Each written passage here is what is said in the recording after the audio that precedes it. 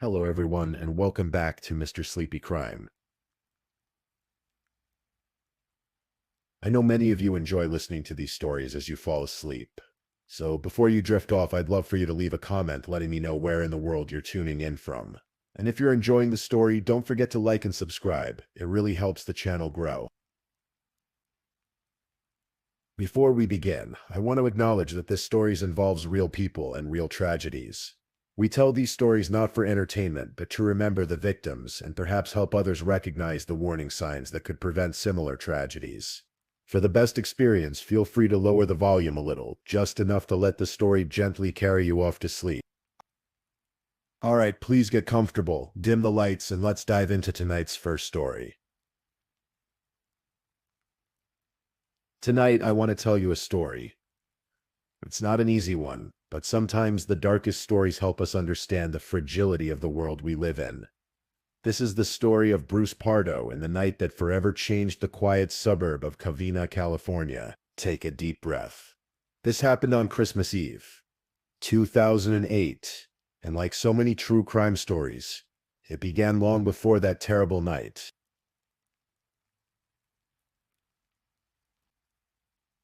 Bruce Jeffrey Partardau was born on March 23, 1963, in Los Angeles. By all accounts, he was a bright kid. His father was an engineer, and Bruce seemed destined to follow in those footsteps. He graduated from John A. Francis Polytechnic High School and went on to California State University, Northridge, where he earned a degree in computer science. The people who knew young Bruce remembered him as charismatic, funny, outgoing. At his college graduation, he walked across the stage, carrying an inflatable doll just to make people laugh. He had that kind of personality, sharp-witted, clever, the type of guy who could light up a room. After graduation, he landed what seemed like a dream job at the prestigious Jet Propulsion Laboratory in La Cañada, Flintridge. For a young engineer, that was about as good as it got. But beneath that charming exterior, there were cracks. Small ones at first, the kind you might not notice unless you looked closely. In the 1980s, Bruce got engaged to a woman named Delia. They planned their wedding for June of 1989. Now here's where things get strange. Delia paid for everything, the entire wedding. She drained her savings every last penny to make their special day happen. Bruce contributed nothing. When the wedding day arrived, Delia stood at the altar, alone. Bruce never showed up. No one could reach him. No explanation. Nothing. A few weeks later, he reappeared. Turned out he'd taken Delia's last $3,000 and used it to fund a solo vacation to Palm Beach. Just walked away from the whole thing like it was nothing. That tells you something about Bruce, doesn't it? About how he valued other people, about how easily he could disappear when things got uncomfortable.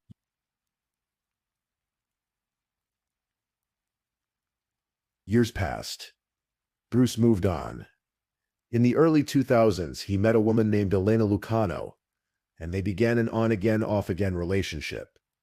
They had a son together, a beautiful little boy who should have had a normal, happy life. But when that boy was just over a year old, something happened. One day, Elena left Bruce at home watching their son, while she went grocery shopping. It should have been a simple errand. 45 minutes, maybe an hour, but when she came home, she found Bruce frantically holding their unconscious toddler. The boy had gotten into the backyard pool.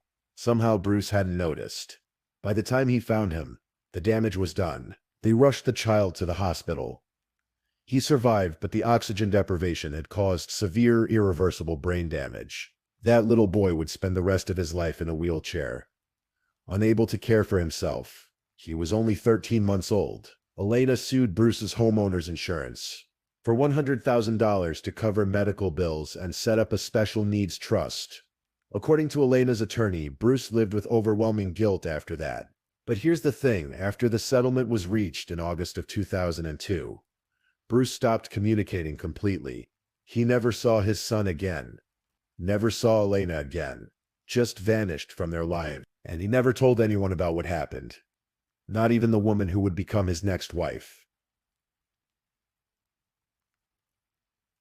In 2004, Bruce met Sylvia Ortega. She was 43 years old, warm, close with her family. Her best friend would later describe her as kind, generous, the type of person who lit up your life.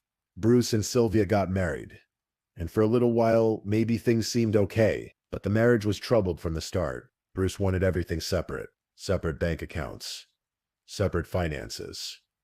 He didn't want to integrate their lives. Sylvia told her best friend that he just changed after they got married. He was distant, cold. It didn't feel like love. And then Sylvia discovered the truth. Through Bruce's own mother, who had grown increasingly frustrated with her son's behavior, Sylvia learned about the child Bruce had hidden from her.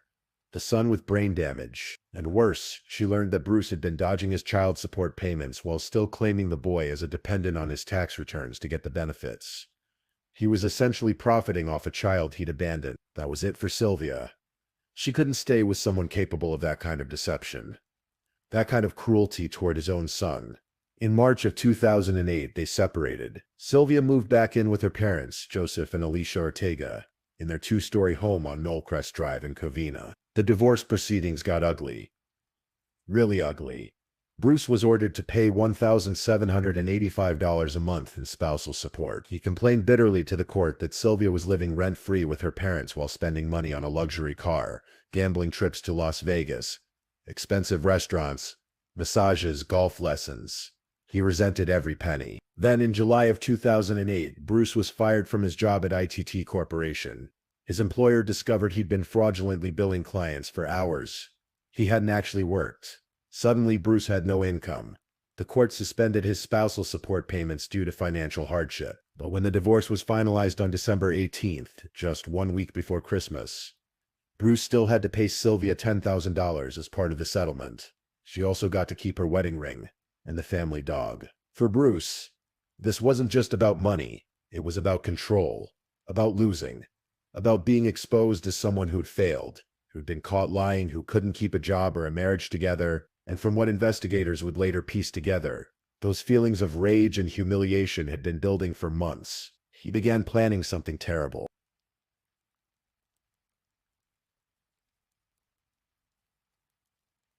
In September of 2008, 3 months before the massacre, Bruce walked into a costume shop less than 2 miles from his home. The owner, a seamstress named Jerry Diata, remembered him clearly. He ordered a custom-made Santa Claus suit, but not just any suit. He wanted it extra large. Huge. Bigger than he was. Jerry would later tell reporters. That's what triggered it to me, because I heard on the news that he carried some guns inside. Bruce told her he needed it for a holiday party in early November. He wanted to look extra jolly. He said, the suit cost $300. Jerry made it to his specifications and never thought about it again, until she saw the news that Christmas. What she didn't know was that Bruce wasn't planning to look jolly. He was planning to hide weapons beneath that oversized costume. In his home in Montrose, Bruce began assembling an arsenal. He purchased 5 9mm handguns.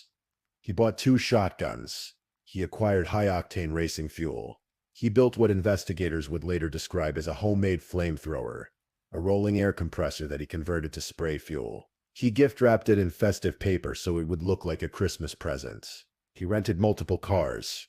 He packed one with supplies, a computer, clothes, water, food, maps of the southwestern United States and Mexico. He parked that car near the home of Scott Nord, Sylvia's divorce attorney. Investigators believe Bruce planned to kill him too. He purchased a plane ticket for a Christmas morning flight from Los Angeles to Moline, Illinois. He was going to visit a friend in Iowa.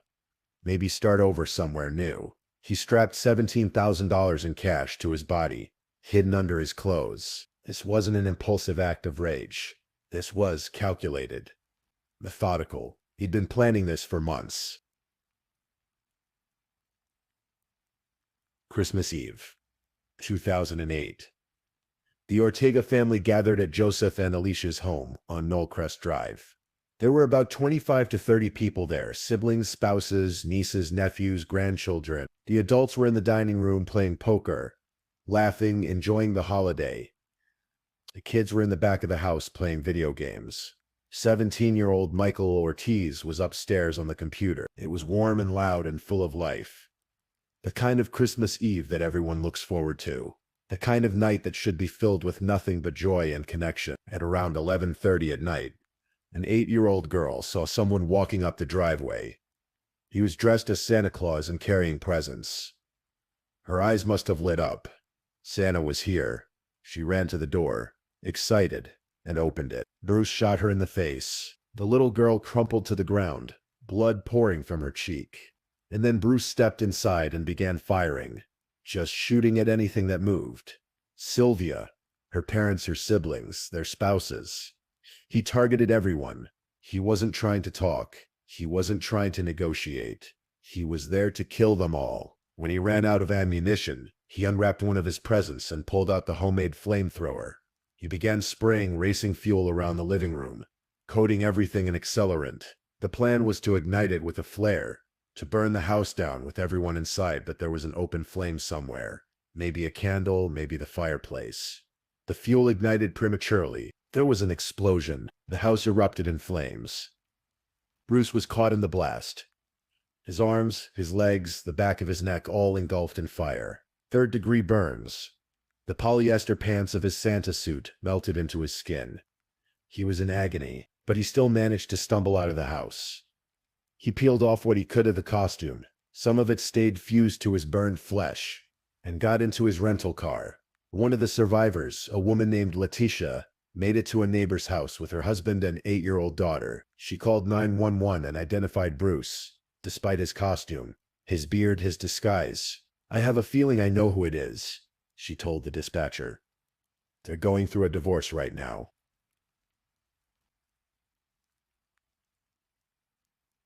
It took 80 firefighters an hour and a half to bring the blaze under control. When they finally got inside, they found bodies, charred beyond recognition. Some of the victims had to be identified through dental records. 9 people died that night. Sylvia Ortega Pardo, 43 years old. Her mother, Alicia Sada Ortega, 70. Her father, Joseph S. Ortega, 79. Her brother, Charles Ortega, 50. And his wife, Cherry Lynn Ortega, 45. Her brother, James Ortega, 52. And his wife, Teresa, 52. Her sister, Alicia Ortega Ortiz, 46. And her 17-year-old nephew, Michael Andre Ortiz, who'd been trapped upstairs. 3 others were injured, including the little girl who'd opened the door. She survived, but her face was badly damaged. 13 children were orphaned that night. Others lost one parent. An entire family decimated in minutes. Bruce drove 40 miles to his brother's house in Sylmar.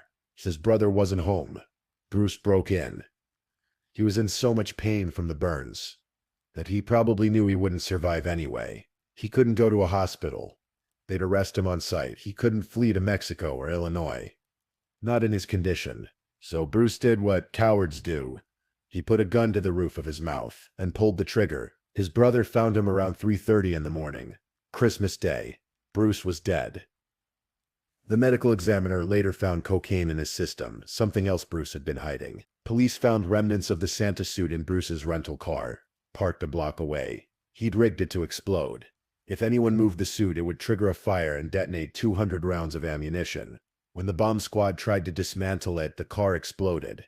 Thankfully, no one was hurt. At Bruce's house in Montrose, investigators found what they described as a virtual bomb-making factory. Empty boxes for the 5 handguns. The shotguns, containers for the high-octane fuel. Everything meticulously planned. They also found that second rental car, the one he'd parked near Scott Nord's house, the divorce attorney. It was packed with supplies for a long journey.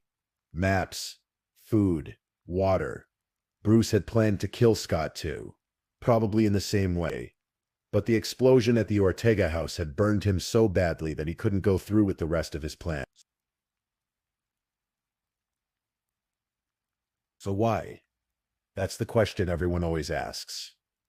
Why would someone do something like this? The FBI later created a profile of Bruce. They determined he likely suffered from extreme narcissism and obsessive-compulsive disorder. He couldn't handle losing. Couldn't handle being exposed. Couldn't handle the idea that people saw him for what he really was. A fraud, a liar, someone who abandoned his own disabled child and then tried to profit off him. The divorce wasn't just a legal proceeding to Bruce. It was a rejection, a humiliation, a public acknowledgement that he'd failed. And rather than take responsibility, rather than change, rather than accept that his actions had consequences, He decided to destroy everything. If he couldn't have Sylvia, if he couldn't have the life he wanted, then no one else could either. Christmas represents family, love, togetherness. For someone like Bruce, who'd spent his life running from his failures, that kind of celebration must have been unbearable. He destroyed it because he wanted to take away what Sylvia loved most. Her family. Sylvia's best friend, Roxanne Jareggi, spoke to reporters after the massacre. She'd known Sylvia for 30 years. She'd almost gone to that Christmas Eve party. She'd been invited.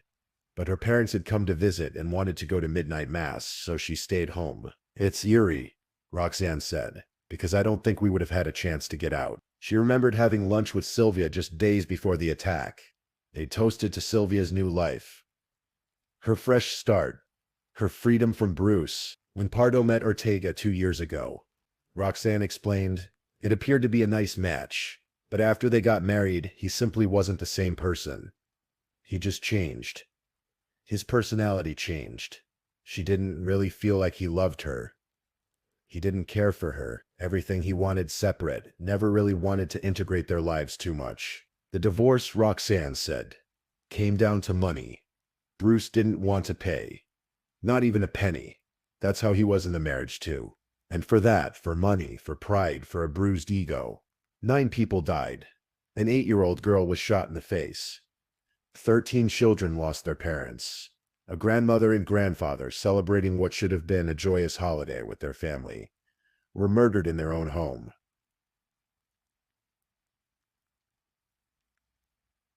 There's something about this case that stays with you.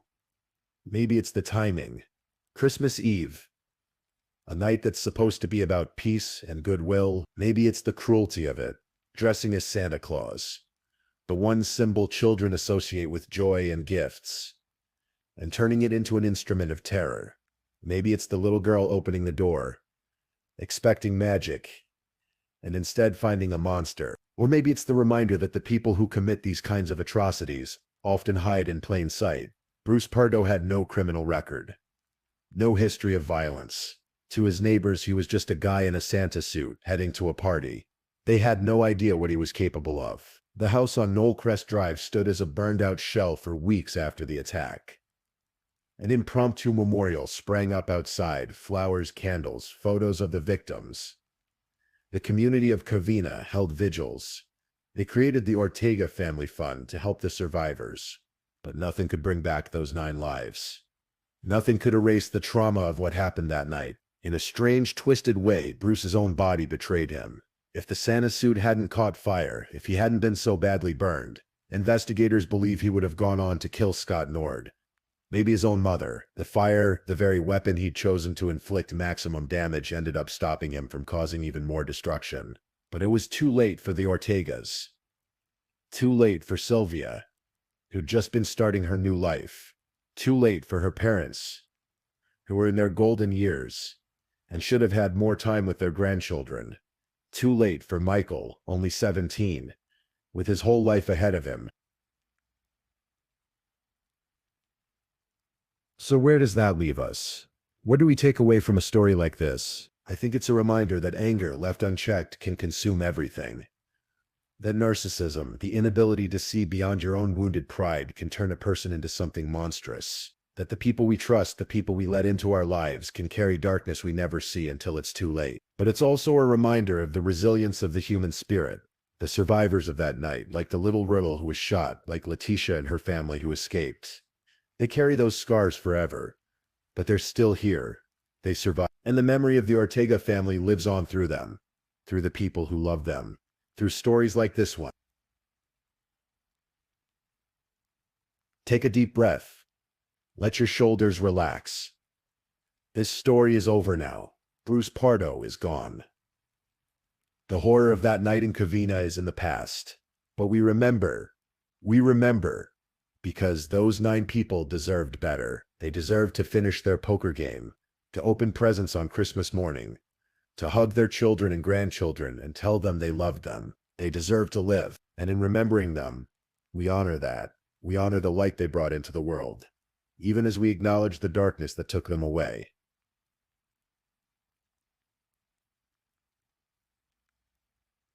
If this is your first time listening to one of our true crime stories, welcome to Mr. Sleepy Crime, where we explore these cases in a calm and respectful way. I also want to take a moment to appreciate my amazing subscribers who've been rocking with me. Thank you so much for your continued support. If you're still awake and listening, don't forget to drop a comment. Let me know where you're tuning in from and the current time in your corner of the world. Or just say something to let me know you're still here.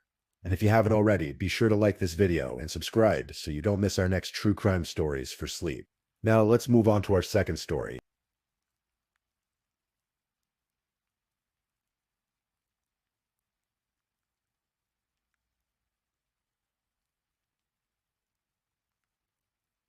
Story 2.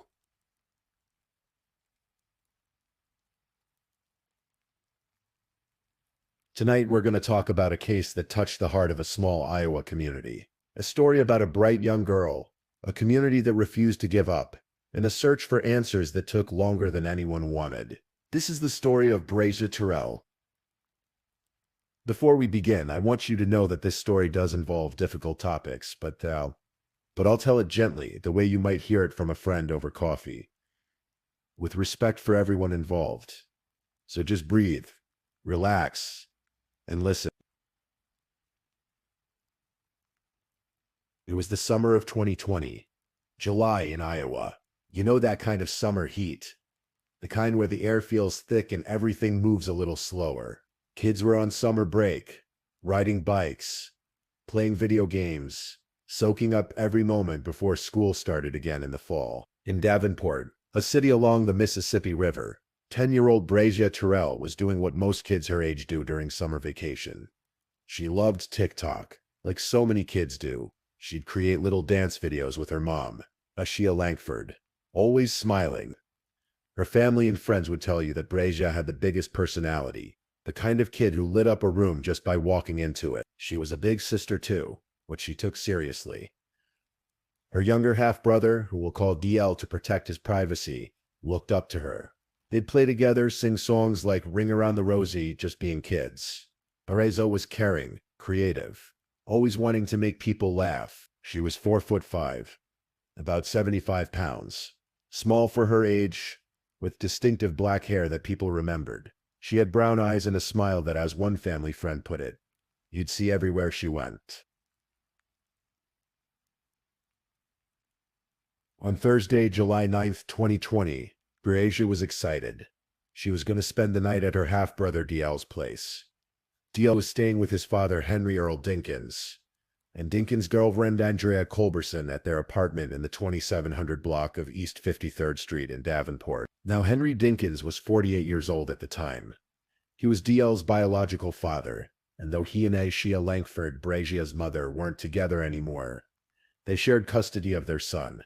Braza and DL were half-siblings through their mother, and the kids loved spending time together. That evening, everything seemed normal. The kids were playing video games in the bedroom, laughing, having fun the way kids do on a summer night when they don't have to wake up early the next day. Around 9 or 10 o'clock that night, Braza borrowed Dinkins' phone to text her mom. "Good night, Mom," she typed. Moments later, Aishia responded, "Good night. I love you, Braza. Thank you." Those would be the last words Braza would ever send to her mother. Andrea Culberson, Dinkins' girlfriend, said she went to bed around 11:30 that night. The kids were still awake, still playing their games. Everything seemed fine, normal, just another summer night. But when Andrea woke up around 3 o'clock in the morning to use the bathroom, something felt off immediately. Braza wasn't in the bed. And as Andrea looked around the apartment, she realized both Braza and Dinkins were gone. She felt it in her stomach. That sick feeling. That instant knowing that something was wrong. Where would they have gone at 3 in the morning?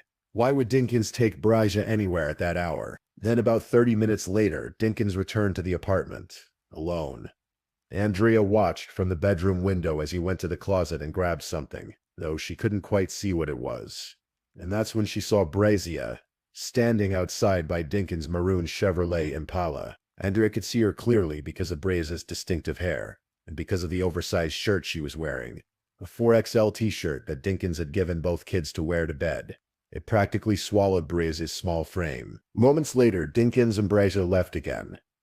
And then, nothing. silent. When Dinkins returned sometime after sunrise, he was alone. Braza was nowhere to be found. Friday morning, July 10th, began like any other morning for Aisha Langford.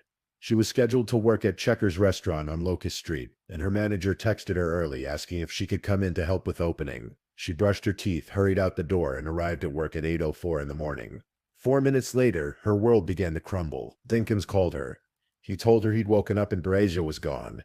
Just gone. He said he was going downtown to file a police report, but he never did. Instead, Ayesha was the one who called the Davenport Police Department at 8:08 that morning, reporting her daughter missing. Her 10-year-old daughter who had spent the night at her ex's apartment and had somehow vanished between the hours of darkness and dawn. The police responded quickly. They began searching Credit Island, a park area near where Braza was last seen. They talked to Dinkins. They talked to Andrea. They talked to young DL, who was only 8 years old and confused and scared about where his sister had gone. As the hours turned into days, the Davenport Police Department launched a full investigation. This wasn't a case of a child wandering off. Sergeant Jeffrey Pfeiffer, one of the first officers to respond, would later testify that all the evidence showed Braza didn't run away. This was something else. On July 14th, 4 days after Braza disappeared, police officially named Henry Dinkins as a person of interest. They didn't call him a suspect yet, but they had questions. A lot of questions. See, Dinkins had a history. Back in 1990, when he was just 17 years old, he'd been convicted of third-degree sexual abuse involving a girl under 14. He was a registered sex offender, and he'd recently violated the terms of his registration. On July 10th, the very day Braza disappeared, Dinkins was booked on sex offender registration and probation violation charges. The police started piecing together Dinkins' movements that night and early morning, and what they found painted a disturbing picture. Let me walk you through what investigators discovered. Slowly, piece by piece, the way they uncovered it. At 3:31 in the morning on July 10th, surveillance cameras caught Dinkins at the Quick Shop at 201 West 53rd Street. He was getting out of his red Impala, well, maroon actually, a 2007 Chevy Impala that he drove regularly. Then the car appeared on multiple surveillance cameras heading north toward Clinton County. The car was seen in the city limits of Clinton, Iowa, about a 30-minute drive from Davenport. After 7 in the morning, more surveillance footage showed Dinkins at a Walmart in Clinton. Security cameras recorded him buying 2 bottles of bleach. 2 bottles of bleach. When police later searched that Impala, they found the empty boxes for those bleach bottles. They also found something else. When they opened the trunk, detectives immediately smelled it. Bleach. Strong, unmistakable. And in that trunk they found an axe. When a crime scene technician shined a blue light on the metal part of the axe, she observed what appeared to be blood. The car had also been seen on Highway 30 near 400th Avenue in Clinton County. An officer performing a grid search in that area found a cell phone, a battery, and a phone case lying just off the shoulder of the road. The battery had been removed from the phone. Later, young D would tell investigators that when he was in the car with his father, he found a phone with the battery taken out. He said he put the battery back in and turned the phone on for a short time, and there was more. Court documents revealed that at some point that morning, Dinkins crashed his vehicle into a ditch on Highway 61 in Clinton County. A man named Jared Brink stopped to help him. Brink helped Dinkins pull the car out of the ditch. This happened around 4:30 in the morning. When police later asked Brink if he knew what was in the vehicle, he said he didn't, but he remembered the location, and it was close. Very close to a place that would become significant months later. This time, the community had mobilized. Hundreds of volunteers showed up to search for Braza. They walked through fields, searched along roads, checked every place they could think of. Oshia Langford and her family created what they called Bramobiles. Vehicles decorated with Braza's photo, packed with missing person posters. They drove everywhere, posted flyers on every corner, knocked on doors, talked to anyone who would listen. An Amber Alert was issued on July 15th. The FBI got involved, offering a $10,000 reward for information. Special agents reviewed cell phone records, participated in searches, provided technical resources. The case was featured on Investigation Discovery's In Pursuit: The Missing in March of 2021. By then, Braza had been missing for months. Her 11th birthday came and went on December 4th, 2020. The FBI's Omaha office tweeted out a birthday message, still asking for information, still offering that reward. But there were no answers. No Braza, just questions and worry. And a mother who couldn't sleep, couldn't rest, couldn't stop wondering where her daughter was. She's out there somewhere, Isia told reporters. And when she's home safe, that's when the story begins. That's when she'll tell us what happened. She still had hope, still believed Braza was alive, maybe being held somewhere against her will, but alive. Winter turned to spring. March 22nd, 2021. Two fishermen were out near DeWitt, Iowa, in a rural area of Clinton County, about 3 miles north of the town. They were near a small pond, the kind of hidden, quiet place where most people never venture. The area was remote, with thick vegetation, hard to access. The driveway leading to it was so steep you couldn't really drive down it. And there in that nearly hidden pond, they found something that made them immediately call the police. Human remains. The Division of Criminal Investigation arrived. They spent March 23rd carefully, methodically removing the remains from the pond. The process was delicate, respectful, but also thorough. They needed to preserve any evidence they could find. On March 31st, 2021, Davenport Police Chief Paul Sikorsky held a press conference. He delivered what he called heartbreaking news. The remains found outside DeWitt were confirmed to be those of Braza Terrell. 9 months. She'd been missing for 9 months. And now, the worst fears of everyone who loved her had been confirmed. This was no longer a missing person case. This was a homicide. The medical examiner's findings were devastating. Braza had been shot, not once but multiple times. At least 2 bullets had struck her, and a third projectile was found in her hair. They also found that oversized 4XL t-shirt near her remains, the one she'd been wearing to bed that night. In April, detectives visited Isia Langford to deliver the medical examiner's findings in person. Can you imagine? Can you imagine being a mother and having to hear that? On May 5, 2021, Scott County Attorney Mike Walton held a press conference. Henry Earl Dinkins was being charged with first-degree murder and first-degree kidnapping in the death of Braza Terrell. While announcing charges is a significant step in this case, Walton said, "It is important to understand that bringing forth charges is not the end of the legal process, but just the beginning.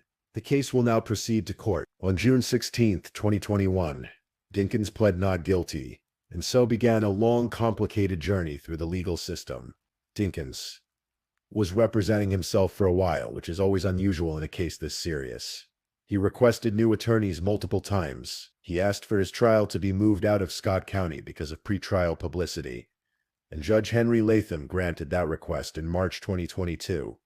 The trial was scheduled to be held in Lynn County, but then, on August 8, 2023, the day that jury selection was set to begin, Dinkins made a surprising decision. He waived his right to a jury trial. He wanted a bench trial instead, meaning a judge would decide his fate rather than a jury of his peers. Because of that decision, the case moved back to Scott County, and Judge Latham would hear the case. The trial began on August 10, 2023, more than 3 years after Braza had disappeared. More than 2 years after her remains were found. Scott County Attorney Kelly Cunningham laid out the timeline for Judge Latham. She walked through everything, step by step: the sleepover, the surveillance footage, the bleach purchase, the crashed car, the location of Braza's remains. But there was a problem for the prosecution. Despite all this circumstantial evidence, there was very little physical evidence directly tying Dinkins to the crime. No blood from Braza in the car. No DNA that definitively proved he'd touched her. No witnesses who saw him harm her. The defense, led by attorney Chad Freis, argued exactly this point. There is not one piece of evidence that shows Henry Dinkins touched this girl, Freis said. We don't convict people on theories. FBI analysts testified that very little of the evidence collected could be linked to Henry Dinkins or Braza Terrell. Forensic experts from the FBI laboratory in Quantico, Virginia, reported that they found no blood on the axe from the trunk, Just one fingerprint on all the evidence they examined. But then came the witnesses, and their testimony began to fill in the gaps. Andrea Culberson, Dinkins' girlfriend at the time, took the stand. She described waking up at 3 in the morning and feeling scared when she realized Braza and Dinkins were both gone. She testified about seeing Braza standing by the car in that oversized shirt. She remembered how distinctively Braza's hair looked even in the darkness. Braza's mother, Aisha Langford, testified about that morning, about the frantic calls to Dinkins, about him saying he woke up and Braza was gone, about him saying he was going to file a police report, but never doing it. And then there was young D.L., Braza's half-brother, and Dinkins' son, now 11 years old. He had to take the stand and talk about the worst night of his life. D.L. testified that on July 10th he went to Credit Island with his father. He saw Dinkins cleaning a machete with bleach at the motorhome. Dinkins kept near Schmidt Road. He described his father pulling out a big knife and wiping it down. When detectives later searched that motorhome, they found a machete on top of the refrigerator that matched D.L.'s description. But then, during cross-examination, D.L. said something that hadn't been in any of his previous statements to police, something he'd apparently been too afraid to say, too traumatized to speak about. He said he saw his father shoot Braza. The defense attorney asked him why he was only now mentioning this, why he'd left it out of his earlier statements. "I didn't leave it out," D.L. said quietly. "I didn't speak about it. I hate speaking about it." Later, he added that he was afraid to tell people what he'd seen. When Aisha took the stand, the defense asked her if D.L. was prone to exaggerating. "Depends," she answered. "But not about his sister. He wouldn't lie about that." Judge Latham would later say that D.L.'s testimony was especially significant. This young boy who had to live with the trauma of what he'd witnessed, who had lost his sister and was testifying against his own father. Throughout the trial, prosecutors built their case piece by piece. They showed the jury the surveillance footage of Dinkins buying bleach at Walmart.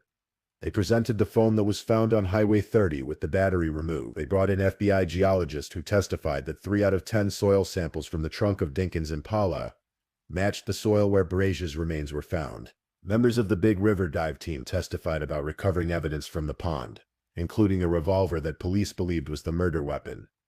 They described the murky water, the difficult conditions, the careful process of retrieving everything they could find. One crucial piece of evidence came from Gerard Brink, the man who'd helped pull Dinkins' car out of the ditch that morning.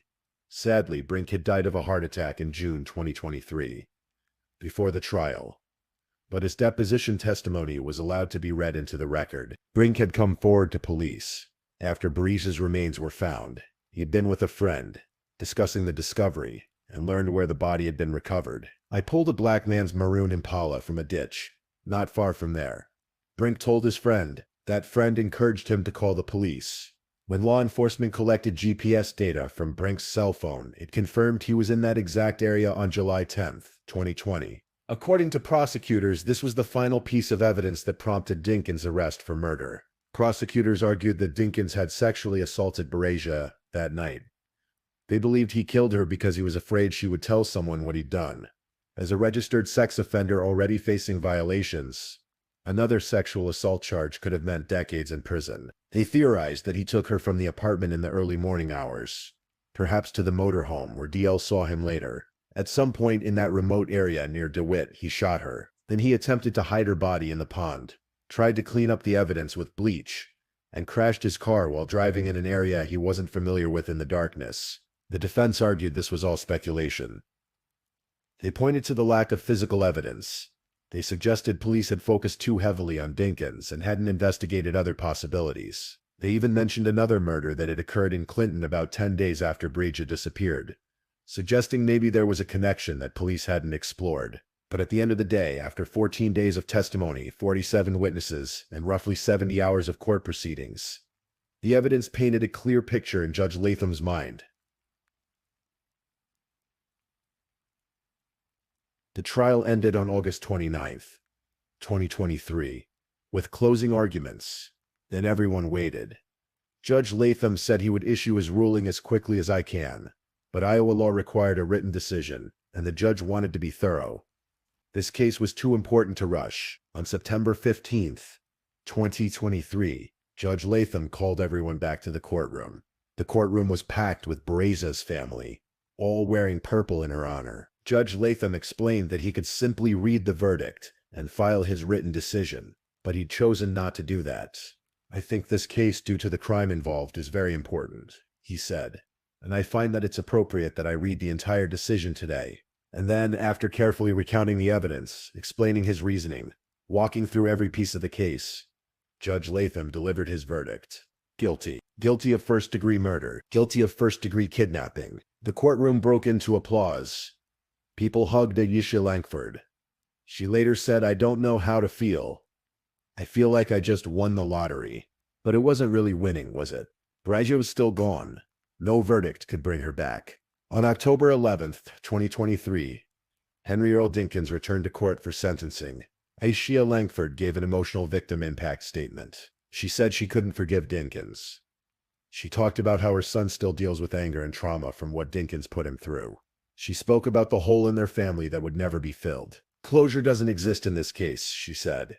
"Justice doesn't exist in this case." Judge Latham sentenced Dinkins to 2 consecutive life sentences without the possibility of parole, one for murder and one for kidnapping. The judge cited Dinkins' previous criminal history and his lack of remorse for the crime. His history, coupled with the horrific nature of his offenses against his own child's sister, requires that this defendant be removed from society for the protection of society and community. The judge stated, "Henry Earl Dinkins, now 51 years old, will spend the rest of his life in prison." When we talk about true crime cases, sometimes we focus so much on the details of what happened, on the investigation and the trial, that we forget about the person at the center of it all. Braza Terrell was 10 years old. She loved TikTok. She loved dancing with her mom. She was a caring big sister who took that role seriously. She had the biggest personality, the kind of smile you'd remember. She should have grown up. She should have graduated from middle school, high school, maybe college. She should have had first dates and driver's licenses and all those normal milestones of growing up. Instead, her life was cut short on a July night in 2020 by someone who was supposed to protect children, not harm them. Her family organized memorial walks. They created the Bree-mobiles, covered in her photo. They refused to let her be forgotten, and in DeWitt, near where her remains were found, there's a memorial. People leave flowers there. They leave notes. They remember. Aisha Langford told reporters after the verdict that she could finally breathe again, because he took that away from me, she said. To be able to comfortably move around and be able to breathe. And now I can breathe again. But she also knows that breathing and healing are 2 different things. The trauma of losing a child, of waiting 9 months for answers, of going through years of legal proceedings. That doesn't just go away because a verdict is reached. Her younger son, DL, lives with what he witnessed. He has to carry that with him for the rest of his life. He lost his sister, and in many ways he lost his father too. Cases like this remind us of something important.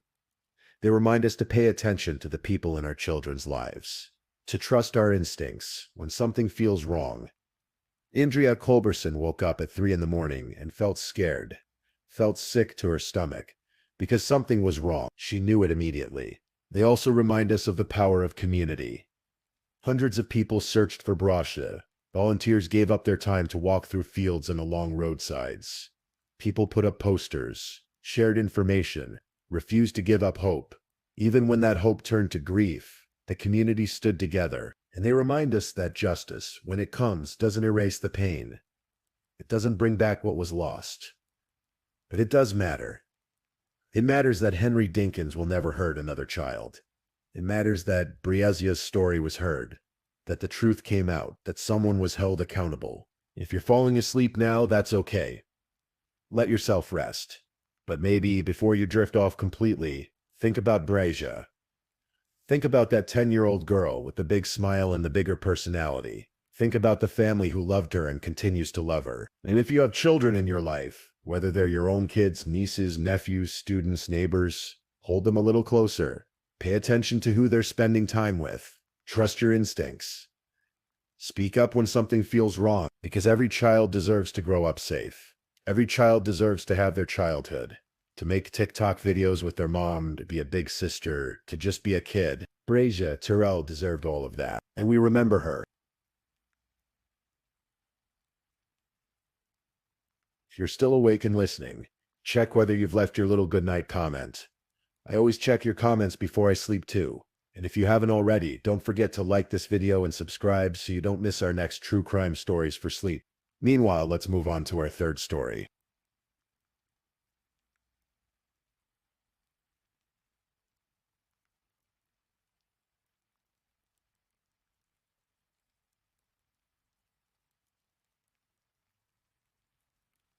Story 3.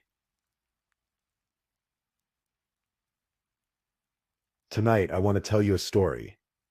It's a true story, one that happened not too long ago in the warm sunshine of Southwest Florida. It's a story about ambition and dreams, about a woman who wanted to heal people, and about how sometimes the people closest to us can hide the darkest secrets. Take a deep breath. This is the story of Dr. Teresa Severs.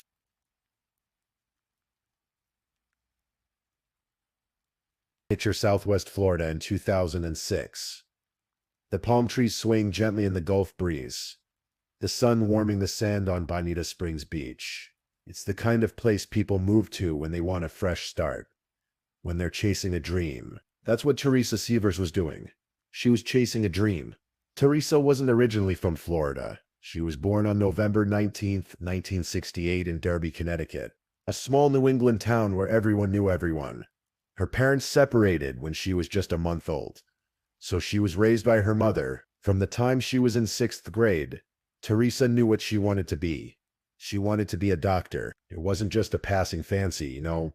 Some kids say they want to be astronauts or firefighters, and then they grow up and become accountants. Not Teresa.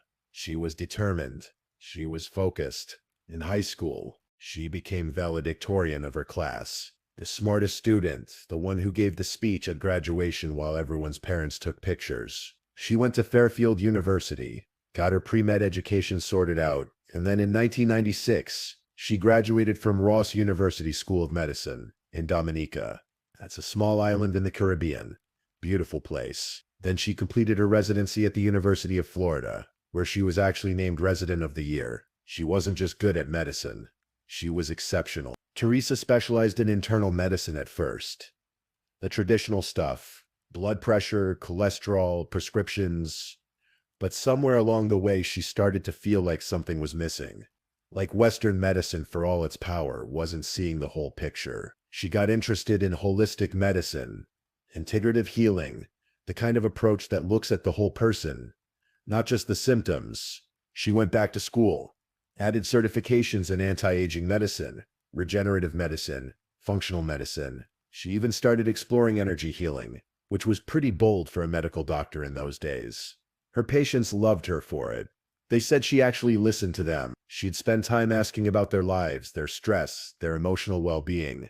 She believed that disease wasn't just about genetics or bad luck, that sometimes it was about unresolved emotional pain manifesting in the body. People started coming from all over to see her. Now, Teresa's personal life had been a bit complicated. She'd been married once before, but that marriage ended. And then in 2003, she met Mark Severs. He was the brother of one of her friends. Mark was a nurse from Missouri, and when they met, there was a spark. They fell in love. They got married. Mark and Teresa had 2 daughters together. 2 little girls who would grow up in the Florida sunshine, swimming in pools, going to the beach, living that picture-perfect life. In 2006, the family moved to Bonita Springs, Florida, and Teresa and Mark opened up their own practice. It was called Restorative Health and Healing Center, and it was located in Estero, just a short drive away. Teresa was the doctor, the healer, the one with the vision. Mark handled the business side, the scheduling, the office management. He also took care of the girls while Teresa worked long hours with patients. From the outside, they looked like they had it all figured out. A beautiful home in a gated community. A successful medical practice. 2 healthy daughters. The American dream right there in Southwest Florida. Teresa even started a YouTube channel. She wanted to reach more people, share her message about holistic health with the world. She had this dream of maybe getting her own TV show one day, becoming a wellness guru who could help people across the country. She'd tell her viewers, getting you healthy is my passion. Being healthy is your choice. She was board certified in both internal medicine and anti-aging medicine. She offered nutritional counseling, weight loss programs, detoxification, hormone therapy. She integrated traditional Western medicine with alternative approaches. Her patients adored her. They left reviews saying she'd saved their lives, that she held their hands and prayed with them, that she was the most compassionate doctor they'd ever met. But you know how it is. Sometimes the life people see from the outside isn't the whole story.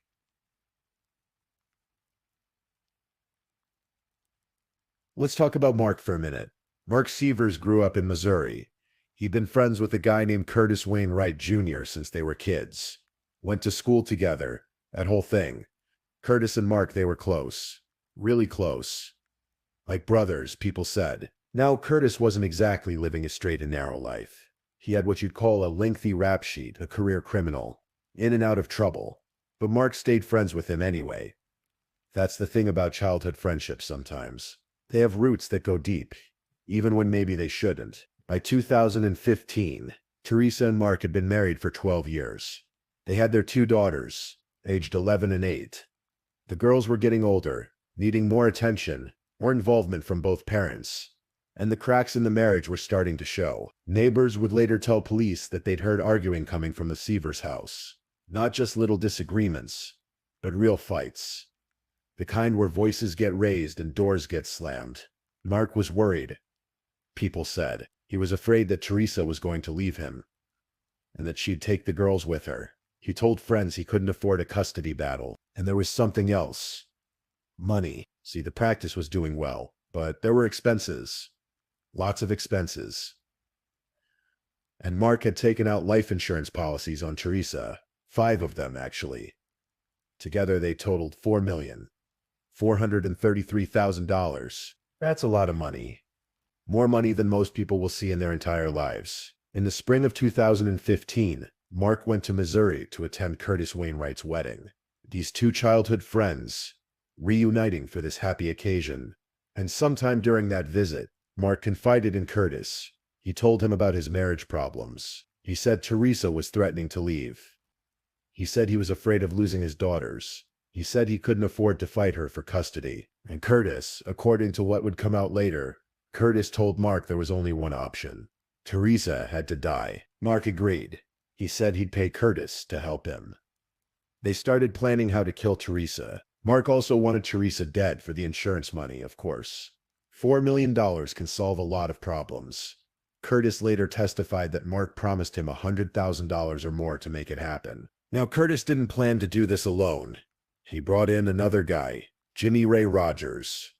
Jimmy was someone Curtis had met while they were both in jail in Missouri back in 2010. Jimmy had his own criminal history, his own troubles with the law. Curtis promised to pay Jimmy too, split the money, get the job done, get away with it. On the morning of June 27, 2015, Curtis Wainwright rented a car from a place in Hillsboro, Missouri. Then he picked up Jimmy Rogers, and the 2 of them started driving. They had a long trip ahead of them, over 1,000 miles from Missouri to Bonita Springs, Florida. They drove all day, all night, stopping at gas stations to fill up, to use the bathroom, to grab snacks and energy drinks. They had no idea that they were leaving a digital trail with every stop. Security cameras, GPS data from the rental car, cell phone towers pinging their location. Technology, it's everywhere now. There's no such thing as disappearing anymore. Meanwhile, Teresa Severs was with her family. She and Mark and their 2 daughters had traveled to Connecticut to visit Teresa's family.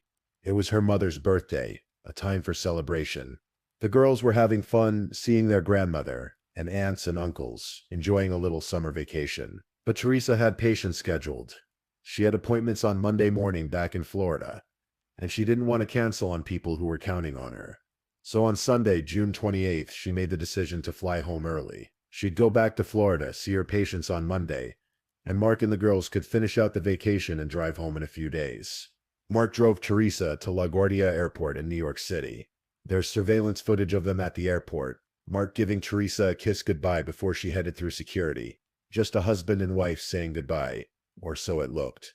Teresa flew to Southwest Florida International Airport. The flight was uneventful. She landed late Sunday night around 11:30. She was seen on airport security cameras, pulling her suitcase, heading out to find her car in the parking lot. She looked tired but happy, ready to get home and get some sleep before her busy Monday. She drove the short distance from the airport to her house in Bonita Springs. It was after midnight by the time she pulled into the driveway of her home on Jarvis Road. The house was in a nice neighborhood, quiet and safe. Or at least it was supposed to be. Curtis and Jimmy had been waiting for hours. They'd arrived at the Severs house around 6 that morning, using information Mark had given them. They knew the security code to disable the alarm. They went inside, turned off the alarm system, and then they left again. They had time to kill, so they went shopping. At a local Walmart, security cameras captured Curtis and Jimmy walking through the aisles. They seemed relaxed, not nervous at all. They bought black towels, black shoes, wet wipes, trash bags, and a lock-picking kit. Everything you might need if you were planning to commit a crime and clean up afterward. After Walmart, they drove to a beach and waited some more. Spending time by the ocean, maybe thinking about what they were about to do. Or maybe not thinking about it at all. Who knows what goes through someone's mind when they're preparing to take a life. Eventually, as the sun was setting, they drove back to the Severs house. They waited in the darkness. Hours passed, and then finally they saw headlights. Teresa pulled into the driveway. She got out of her car, grabbed her suitcase from the trunk, and walked toward her front door. Home at last. Ready for bed. She unlocked the door, stepped inside, and that's when they attacked her. What happened next was brutal, swift and vicious. Teresa was struck with a hammer 17 times. The medical examiner would later say the attack was so savage, so overwhelming, that she likely died within seconds. She was ambushed in her own kitchen, the heart of her home, a place where she should have been safe. Curtis and Jimmy didn't linger. They grabbed what they needed, cleaned up as best they could, and drove away in the early morning darkness. They left the hammer behind, evidence.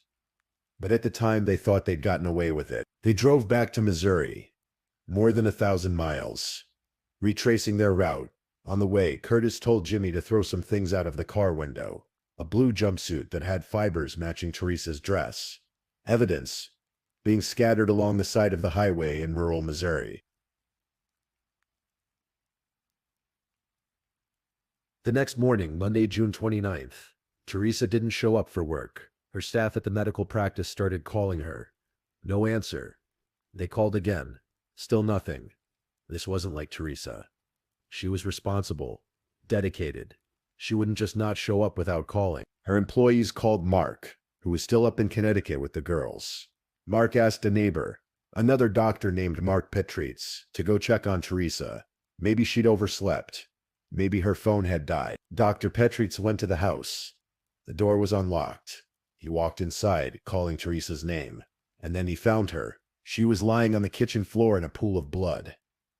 The back of her head was destroyed. There was a hammer nearby. Dr. Petritz, shaking, called 911. "I'm at a friend's house," he told the dispatcher, his voice breaking. "He's out of town, and I came here to check on his wife. And she's dead on the floor. There's a hammer at the side, and she's bashed in the back of the head." The police arrived quickly. The house became a crime scene. Yellow tape. Detectives. Forensic teams. Teresa Severs, the beloved holistic doctor, had been murdered in her own home. The investigation began immediately, but there weren't many leads. The house hadn't been ransacked. There was a safe in the home with more than $40,000 in cash, completely untouched. So this wasn't a burglary gone wrong. This was targeted. This was personal. But who would want Teresa dead? The police looked at all the usual angles. Disgruntled patients. Teresa worked with troubled teen moms through a local charity. Could one of them have done this? Maybe someone with a grudge against holistic medicine. That was even a bizarre conspiracy theory floating around online at the time, because 2 other holistic doctors in Florida had died that same month. Was there a serial killer targeting alternative medicine practitioners? Detectives followed every lead, but nothing panned out. There was no physical evidence left behind. No fingerprints. No DNA. It was, as prosecutor Cynthia Ross would later say, almost the perfect crime. For nearly 2 months, the case went cold.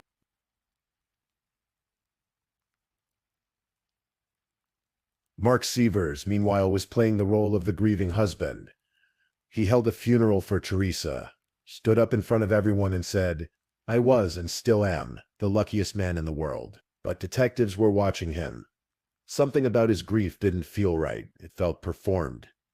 Exaggerated. Lieutenant David Lebed later said that Mark seemed fake. They'd met a lot of people who'd lost loved ones, and Mark's reactions just didn't ring true. Plus, there were some troubling things. Hours after Teresa's funeral, investigators watched Mark throw computer equipment into a dumpster behind the couple's medical office. Why would someone do that? What was he trying to hide? Mark had been cooperative at first, handing over his cell phone to investigators. But once he hired a lawyer, he stopped talking to the police entirely. That's his right, of course. But it made detectives suspicious. And then in August 2015, the case broke wide open. A tipster from Missouri called the police. This person told investigators that a man named Curtis Wainwright had confessed to killing Teresa Severs. He told someone about it, and that someone decided to do the right thing and call the authorities. Detectives in Florida started looking into Curtis Wainwright, career criminal from Missouri. Lengthy record. And then they discovered something interesting. Curtis was Mark Severs' childhood best friend. They'd grown up together. They'd stayed in touch their whole lives. The police expanded their investigation to include Jimmy Ray Rogers, Curtis's associate. And that's when the digital evidence started piling up. The GPS system from the rental car showed the entire route, Missouri to Florida and back. Every address they'd entered, including the Walmart and the Severs home address. Cell phone tower data confirmed their location. Security footage from the gas station showed Curtis and Jimmy on their road trip. Security footage from Walmart showed them buying suspicious items. In August 2015, police arrested Curtis Wainwright and Jimmy Ray Rogers in Missouri. Both men were charged with murder. And then the police talked to Jimmy's girlfriend, a woman named Taylor Showmaker. She told them something chilling. She said that Jimmy had confessed to her. She said he'd told her that Mark had hired Curtis, who had then hired Jimmy to murder Teresa for life insurance money. Taylor even led police to a spot along Highway 47 in Missouri, where Jimmy had told her to throw a blue jumpsuit out of the car window. Investigators found it. Forensic analysis showed that fibers from the jumpsuit matched fibers found on Teresa's dress. The case against Curtis and Jimmy was solid. But what about Mark? In December 2015, 5 months after Teresa's murder, Mark Severs was arrested and charged with first-degree murder and conspiracy to commit murder. Police believed he was the mastermind, the one who set everything in motion. Mark's mother-in-law, Teresa's mother Marianne Groves, was granted custody of the two girls. Mark wouldn't see his daughters as a free man again. The trials took years to unfold. These things always do. The wheels of justice turned slowly. In 2017, Curtis Wainwright made a plea deal. He agreed to testify against both Jimmy Rogers and Mark Severs in exchange for a reduced sentence.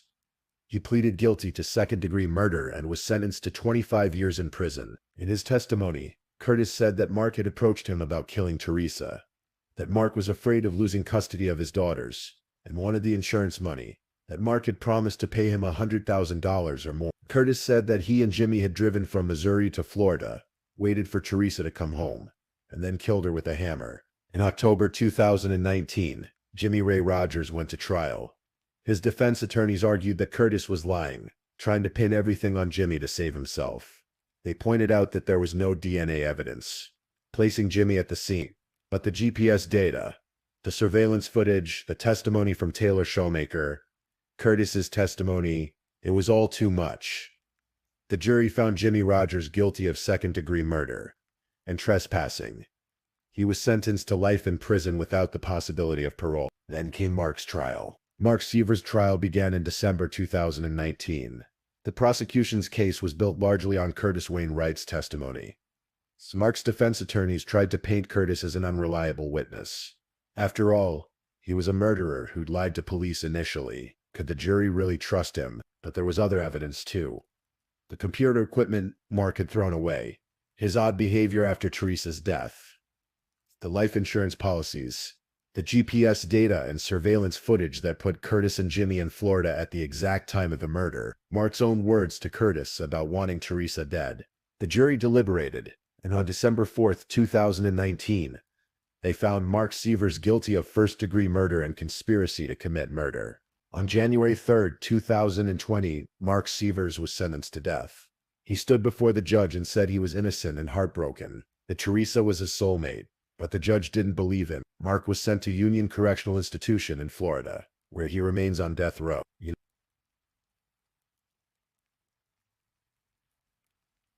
Now, the thing about this case that stays with people is how calculated it was. How Mark didn't just want his wife dead. He wanted to be far away when it happened. He wanted an alibi. He was with his daughters in Connecticut, playing the doting father, while his childhood friend drove 1,000 miles to brutally murder his wife. Teresa's family was devastated, of course. Her mother, Mary Ann, took custody of the two girls, who lost both of their parents in one terrible act. Teresa's sister said the family was heartbroken, but also grateful that justice had been served. The digital evidence was crucial. Without that GPS data, without the security camera footage, without the cell phone towers tracking Curtis and Jimmy's every move, this case might never have been solved. Technology, for all its flaws, helped bring 3 killers to justice. Mark Severs continues to maintain his innocence. He's filed appeals arguing that Curtis's testimony shouldn't have been allowed, that the trial was unfair. But so far his conviction and death sentence have been upheld. Curtis Wainwright is serving his 25-year sentence. He'll be eligible for release one day, though he'll be an old man by then. Jimmy Ray Rogers is serving life without parole. He's given interviews from prison, claiming he's innocent, saying that Curtis was the only one who hit Teresa.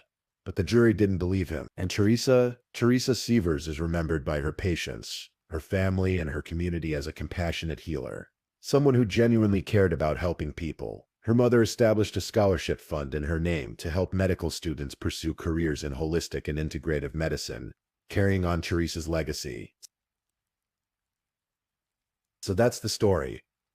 A woman with a dream of healing people, betrayed by the man who promised to love her.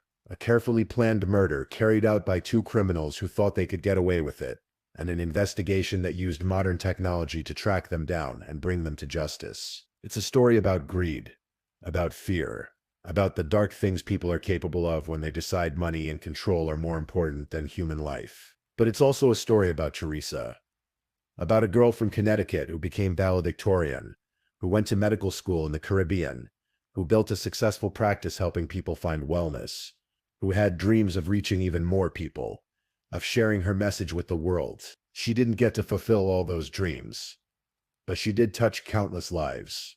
Her patients loved her. Her daughters will always remember her, and in that way her light still shines. Please, I'm just putting it out there. If you're still awake and listening, drop a comment. Let me know where you're tuning in from, the time in your part of the world, or just say something to let me know you're still with me. And of course, if you haven't already, like this video and subscribe so you don't miss the next true crime story for sleep. Now, let's move on to our 4th story.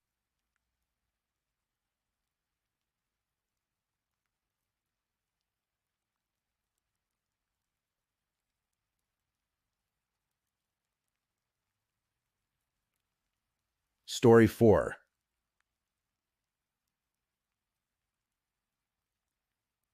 You know how sometimes the most ordinary moments change everything? A woman walking her dog on a cold January morning in 2016. The kind of morning where your breath turns to mist and the world feels quiet, almost sacred. She was following the familiar path through West Bank State Park in Ohio, just off Highway 127, when her dog stopped, started sniffing around something near Coldwater Creek. At first, she thought it might be a fallen branch. The woods there are thick, the kind of place where nature reclaims everything eventually. But as she got closer, she realized what she was looking at wasn't wood at all. It was bone. Human bone. The woman called the authorities, her hands probably shaking as she dialed. And just like that, a mystery began.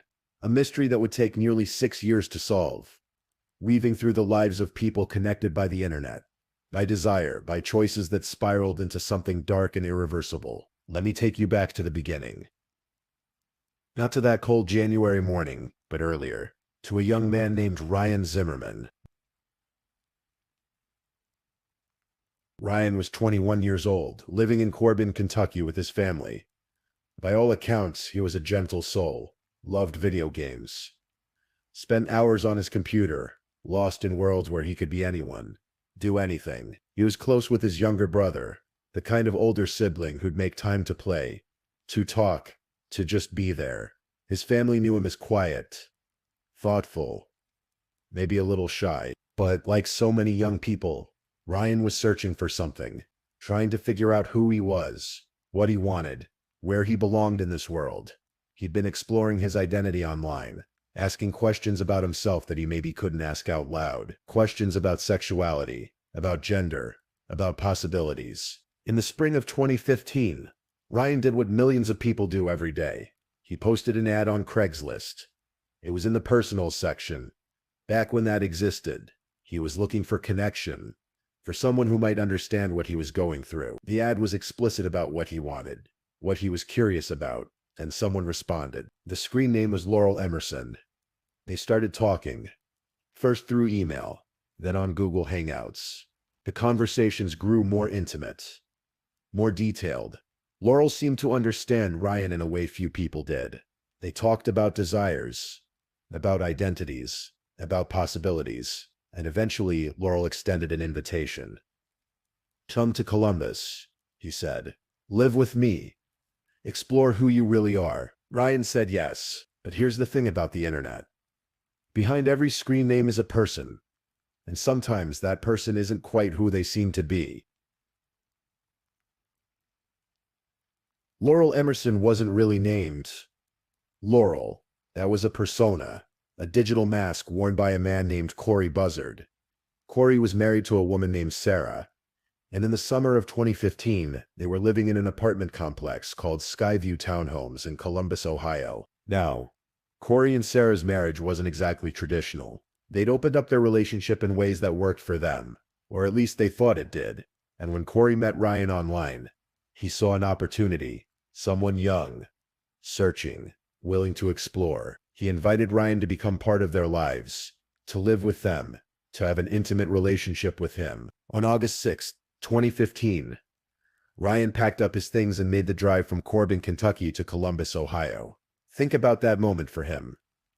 The nervousness, the excitement, the hope. He was 21 years old, driving toward what he thought might be a new life, a new version of himself. When Ryan arrived at the apartment, the situation was more complicated than he might have expected.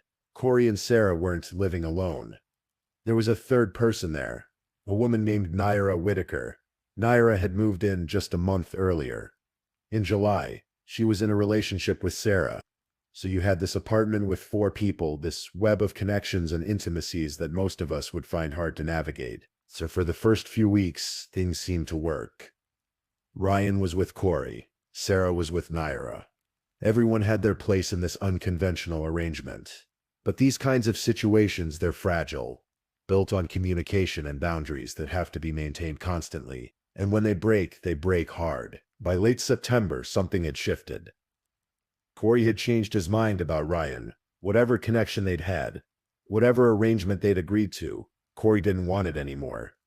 He told Ryan he needed to leave. Pack your things. Find somewhere else to go. Ryan's last communication with his family in Kentucky was on September 25, 2015. Just a regular conversation. Nothing that suggested anything was wrong. No final goodbye. Just normal life. The kind of mundane exchange that only becomes significant in hindsight. That same weekend, September 25th through the 27th, Corey Buzzard checked into the Hyatt Regency Hotel downtown with someone visiting from Athens, Ohio. He left the apartment, left Sarah and Naira and Ryan together. Now here's where we need to talk about Sarah. Sarah Buzzard was 30 years old, originally from Marion, Indiana. To her neighbors back home, she was sweet, friendly, the kind of person you'd never suspect of anything dark. After her arrest years later, one neighbor would tell reporters that if you lined up 100 women, Sarah would be the last one you'd pick as capable of violence. But people contain multitudes, don't they? Light and shadow both. Sarah had her own relationship with Naira. They were intimate, committed to each other in ways that maybe Corey and Sarah's marriage no longer reflected. And when Corey told Ryan to leave, when he made it clear Ryan was no longer welcome, something twisted inside Sarah's mind. She would later tell investigators that she blamed Ryan for ruining her marriage. That she and Corey had argued about Ryan constantly. That Ryan was the problem, the intruder, the reason everything was falling apart. It's a common thing, isn't it? Blaming someone else for the cracks that were already there. While Corey was away at the hotel, Ryan tried to plead his case to Sarah. He asked if he could stay, if there was some way to work things out. Sarah told him no. "You're here for Corey," she said. "Not for me. Corey wants you gone, so you need to leave." And then Sarah talked to Naira, told her about the conversation with Ryan. And somewhere in that discussion between the two women, a plan formed. A terrible final plan. The exact timeline of what happened next comes from Sarah's own confession, given years later when she was finally arrested. She said that when Ryan came out of the bathroom, she knocked him down. Then she put him in a chokehold, held him there while he struggled, held him while he lost consciousness. And then, crucially, she kept holding him, long after he'd gone still, long after there was any chance of bringing him back. At one point during that early morning of September 27th, someone using Sarah's Gmail account searched for the word jugular, just a single word, typed into Google. The kind of thing that would seem meaningless by itself. But in context, it's chilling. Ryan Zimmerman died in that Columbus apartment, strangled by someone who blamed him for her own unhappiness.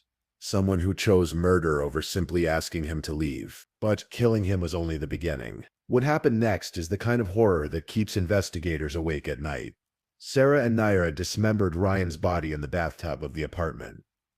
They used saws to cut through bone. They separated him into pieces that could be transported, hidden, disposed of. They loaded what remained of Ryan into Sarah's 2007 Toyota Corolla. Then they drove. First, they stopped at various gas stations around Columbus, throwing parts of Ryan into public dumpsters. Imagine being the one to make those stops, pulling into a gas station at night, carrying a bag, tossing it away, driving on, again and again. Then they headed out of Columbus, driving west. They were tired by the time they reached Mercer County, Ohio. So they pulled over near West Bank State Park in that wooded area by Coldwater Creek, and they dumped most of what remained of Ryan's body. Just left him there in the woods, scattered among the trees and undergrowth. When Corey came home from his weekend at the hotel, Sarah and Naira told him that Ryan had simply left, packed his things and gone. And Corey believed them. Why wouldn't he? People leave. Plans change. Life moves on. 2 days later, on September 27th, Ryan's car was impounded by Columbus police. It had been abandoned somewhere. His father received a notice to come get it. He tried to call Ryan. No answer. Tried again. Still nothing. On November 17, 2015, Ryan's parents filed a missing persons report. Their son had vanished, and they had no idea where he'd gone or why. In January 2016, just weeks after Ryan's parents filed that missing persons report, a woman was walking her dog in West Bank State Park when her pet found the bone. The investigation began, but without a head, without dental records or fingerprints. Identifying the victim was nearly impossible. A forensic team extracted DNA from the bones and uploaded it to every database they had. The Federal Combined DNA System, the National Missing and Unidentified Persons Database. Nothing matched. They checked for other skeletal remains in surrounding areas, hoping to find more of the body. Nothing. Meanwhile, life went on for Sarah and Naira. In November 2015, Sarah and Corey filed for divorce. By January 2016, the same month those bones were found, their divorce was finalized. Less than 2 weeks later, Sarah married Naira Whitaker. They moved to Marion, Indiana, got jobs, became neighbors to people who thought they were just a nice, friendly couple. The kind of neighbors who'd wave hello, chat about the weather, blend into the suburban landscape. No one suspected them of anything. Years passed. The bones in Mercer County remained unidentified. Ryan remained missing. His parents kept hoping, kept wondering, kept living with that terrible uncertainty that comes when someone you love simply disappears. The case might have stayed cold forever if not for a criminal intelligence analyst named Jennifer Lester. In 2020, she was reviewing missing persons cases from Columbus when she came across Ryan's file. She noticed something that had been overlooked. His family's DNA had never been collected. Once they got DNA samples from Ryan's parents in Kentucky and compared them to the bones found in Mercer County, everything clicked into place. After more than 4 years, Ryan Zimmerman finally had his name back. But identifying the victim was only the first step. Detectives still needed to figure out who killed him. They started digging into Ryan's life, particularly his digital life. They obtained search warrants for social media companies, tech firms, email providers. Some of these platforms were so obscure that even the sheriff admitted he'd never heard of them. The digital trail led them backward, through time. They found the conversations between Ryan and the person calling themselves Laurel Emerson. They tracked that back to Corey Buzzard. They discovered Ryan had moved to Columbus, had lived in that apartment with Corey and Sarah, and Naira. They found location data from Corey's Gmail account showing that he'd been at the Hyatt Regency downtown during the weekend. Ryan disappeared. They found Sarah's Google search for jugular. In the early hours of September 27th, they located Sarah's old Toyota Corolla. It had been sold, changed hands, but they tracked it down. The current owner cooperated fully. When forensic teams examined that car, they found traces of human blood. They searched the Columbus apartment where the four of them had lived. More traces of blood. The pieces were coming together. By July 2021, more than 5 years after Ryan's bones were discovered, investigators were ready to make arrests.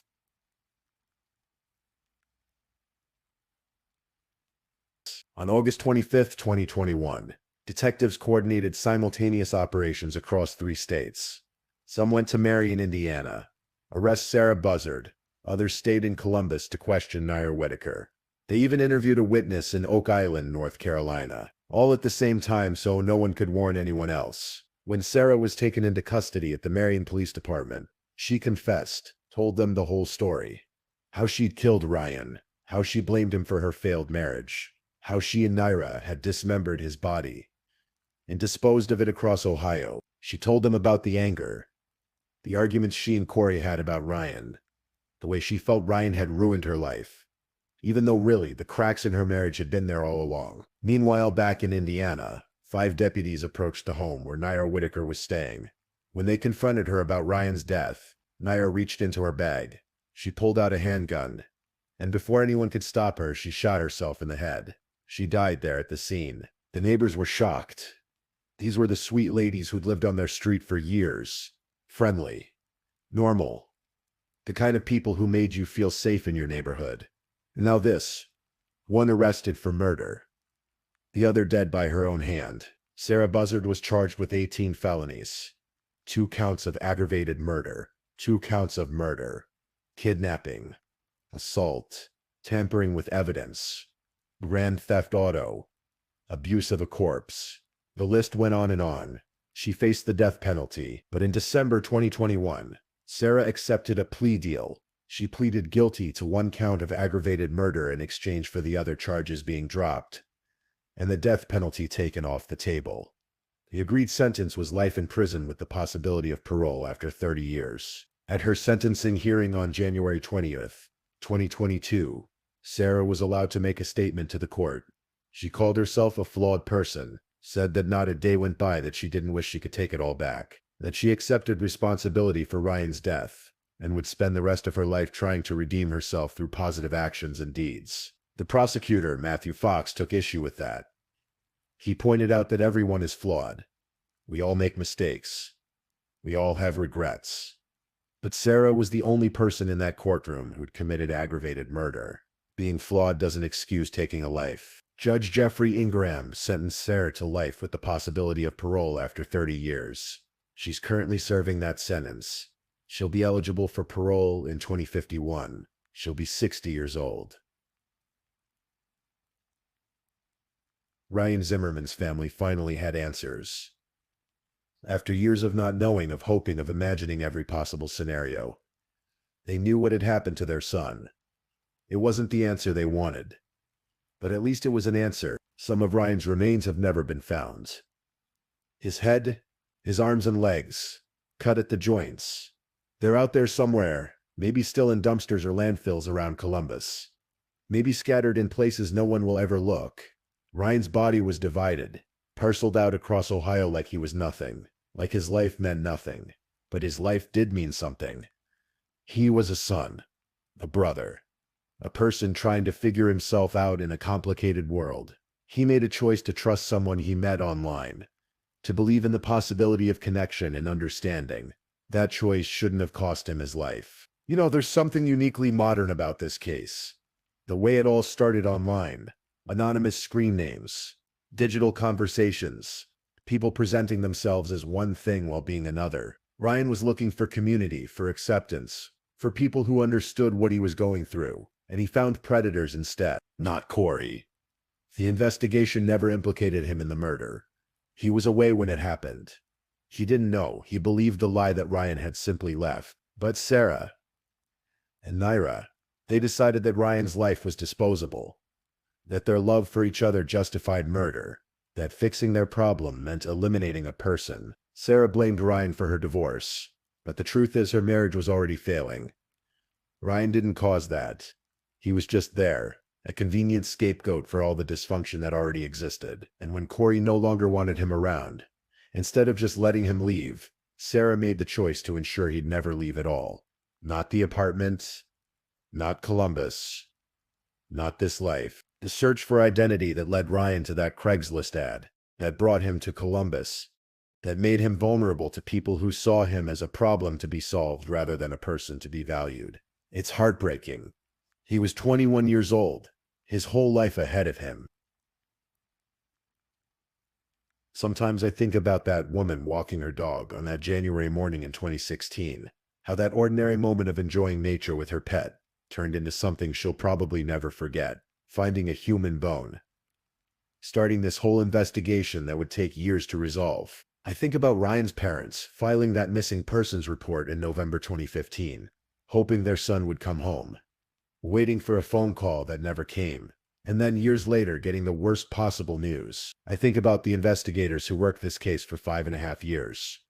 The ones who never gave up, the analysts who noticed that small detail about the family DNA never being collected. The detectives who served search warrants on obscure tech companies, who traced digital footprints across the internet, who slowly pieced together what happened. And I think about Sarah Buzzard sitting in prison now, saying she wishes she could take it all back. Maybe she does. Maybe that's genuine remorse. But wishing doesn't bring Ryan back. Apologies don't undo strangulation. Regret doesn't reassemble a body that was cut apart and scattered. There's a lesson in here somewhere about the dangers of the internet, about the risks of meeting strangers online. But that feels too simple. Millions of people meet online every day. They form real connections, real relationships, real communities. The internet itself isn't evil. The evil was in the choices Sarah made. The choice to kill rather than simply asking someone to leave. The choice to dismember a body. The choice to lie, to hide, to move on with life as if nothing had happened. It's in those choices that we see the darkness people are capable of when they prioritize their own comfort, their own desires, their own version of events over another person's right to exist. Ryan Zimmerman wanted to explore who he was. He wanted to find acceptance. He wanted to live authentically. He should have been able to do that. He should have been safe. Instead, he ended up in pieces, scattered across Ohio, reduced to evidence in a case that took years to solve. As I finish telling you this story, I want you to remember Ryan, not as a victim, not as remains found in a park, but as a person, a young man who loved video games, who played with his little brother, who was trying to figure himself out, who made a choice to be brave, to seek connection, to move towards something new. He deserved better than what he got. He deserved to be safe, to be seen, to be valued. And Sarah Buzzard deserves to live with what she did.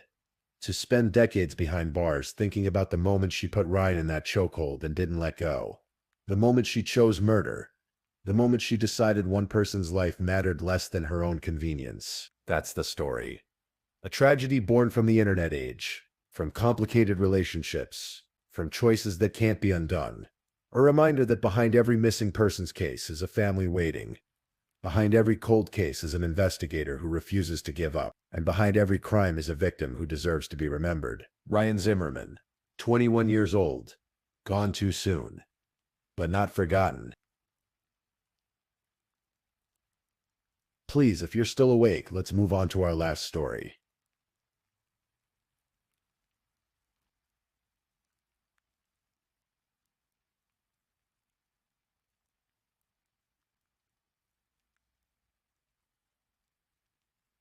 Story 5.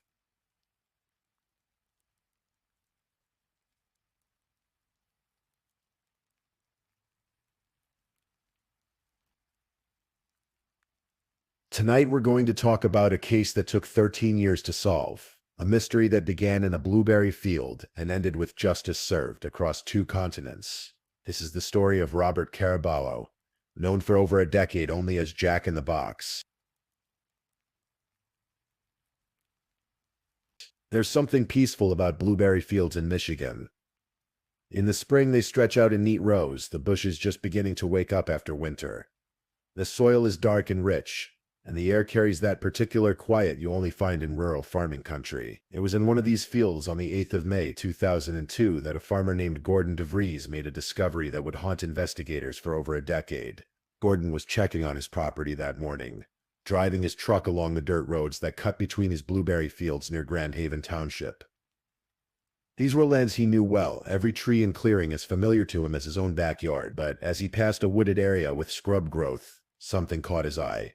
Something that didn't belong. At first, his brain didn't quite process what he was seeing. Sometimes our minds refuse to accept things that are too far outside the ordinary. He drove past, but the image lingered.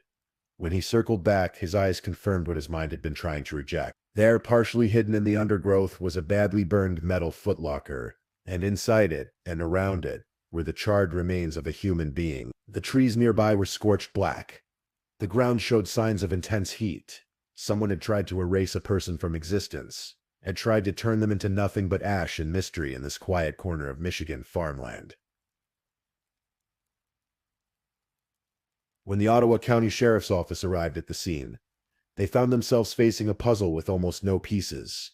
The body was so badly burned that identification seemed nearly impossible. The intense heat had destroyed most physical features. No wallet, no identification, no convenient answers. Just the remains of someone who had been violently killed and then burned in an attempt to hide the evidence. The victim was male. They could determine that much. The forensic examination revealed he had died from blunt force trauma to the head. This wasn't an accident. This was murder, brutal and deliberate. But who was he?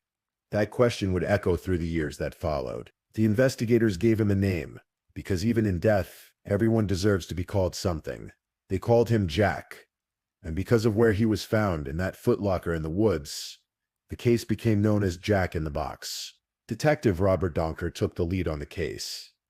He was thorough, methodical, the kind of investigator who doesn't let details slip through his fingers.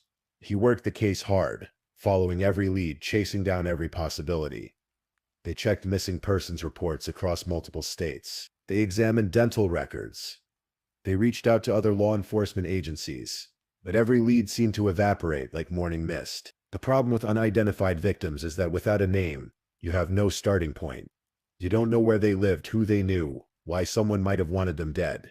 You're trying to solve a puzzle when you don't even know what the picture is supposed to look like. Months turned into years. The case file grew thicker, but no closer to resolution. Jack remained a mystery, buried eventually in Lakeshore Cemetery in Grand Haven Township under a simple marker that bore no name. The grave was paid for by donations from police officers, their small gesture of respect for a man nobody could identify. By 2005, Detective Donker knew he needed to try something different. The traditional methods of investigation had hit a wall, so he reached out to Hope College, to a professor named David Schock, who taught documentary filmmaking. The idea was simple but unprecedented. Create a documentary about the case and release it to the public. Maybe someone somewhere would see it and recognize something. Maybe Jack's family was out there wondering what had happened to someone they loved. Professor Schock and his students threw themselves into the project. The Ottawa County Sheriff's Office gave them unprecedented access. They filmed at the crime scene, examined the evidence, interviewed the investigators. They even filmed the autopsy photos and crime scene videos, holding nothing back. The resulting 52-minute documentary was graphic, disturbing, but thorough. It was called simply Jack in the Box. The documentary was released and posted online, where it lived quietly on the internet, waiting for the right person to stumble across it, waiting for someone who knew something. Meanwhile, about 105 miles away in Charlotte, Michigan, a small town in Eaton County, life went on. A little girl named Cicely Caraballo was growing up. She was 9 years old in 2002, and that was the year her father disappeared. One day he was there, And the next day he wasn't. Her mother, Beverly McCallum, told Cicely that her father, Roberto Caraballo, had left them. He'd gone back to Canada, back to his old life. He'd abandoned them. That's what Cicely was told. And that's what she tried to believe.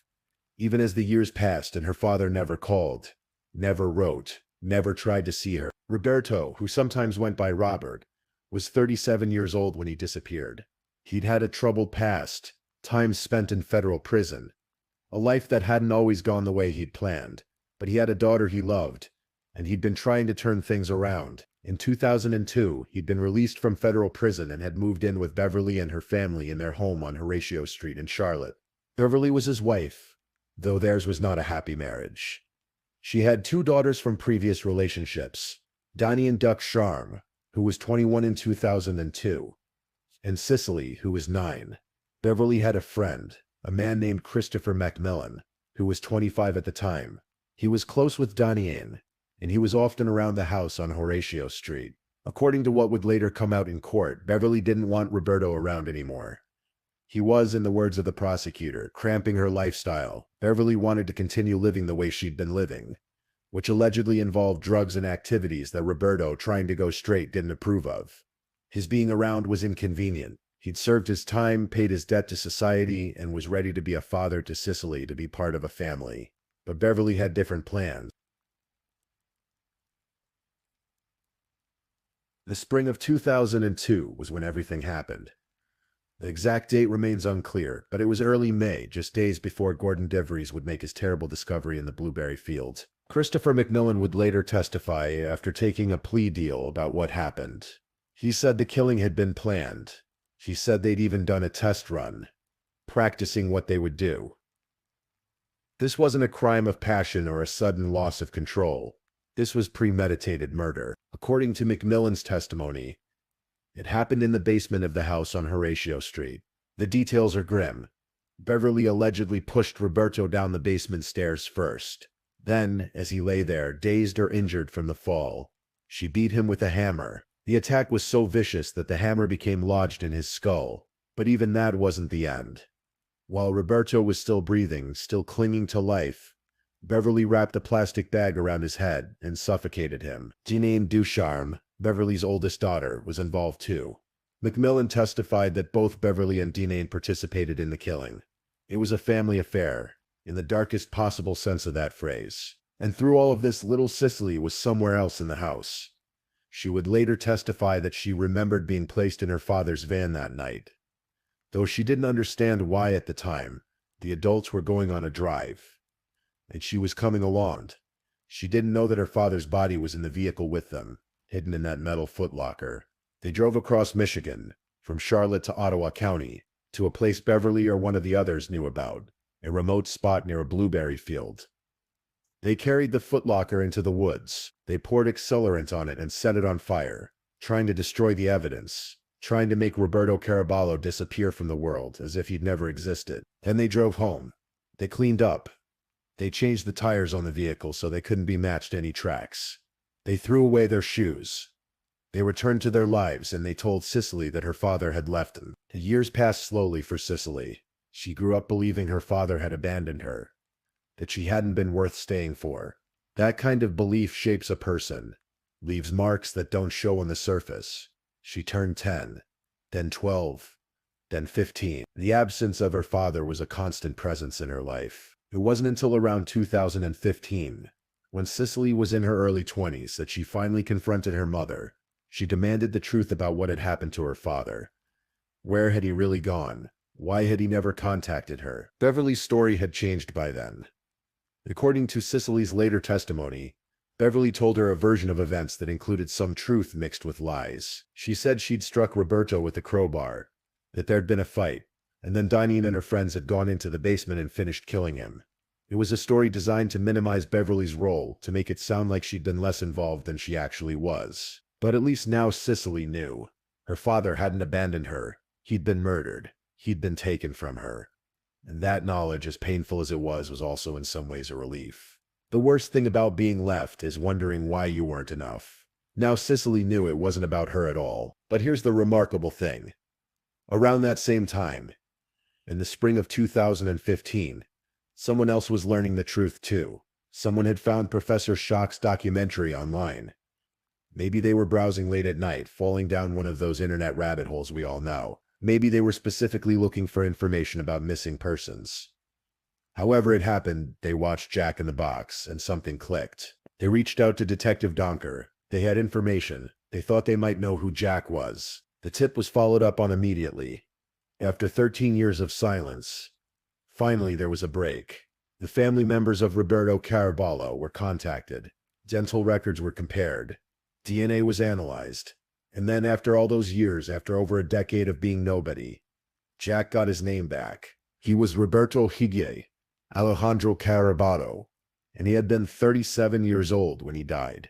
He had a daughter who had never stopped wondering about him. He had a family who had never known what happened to him.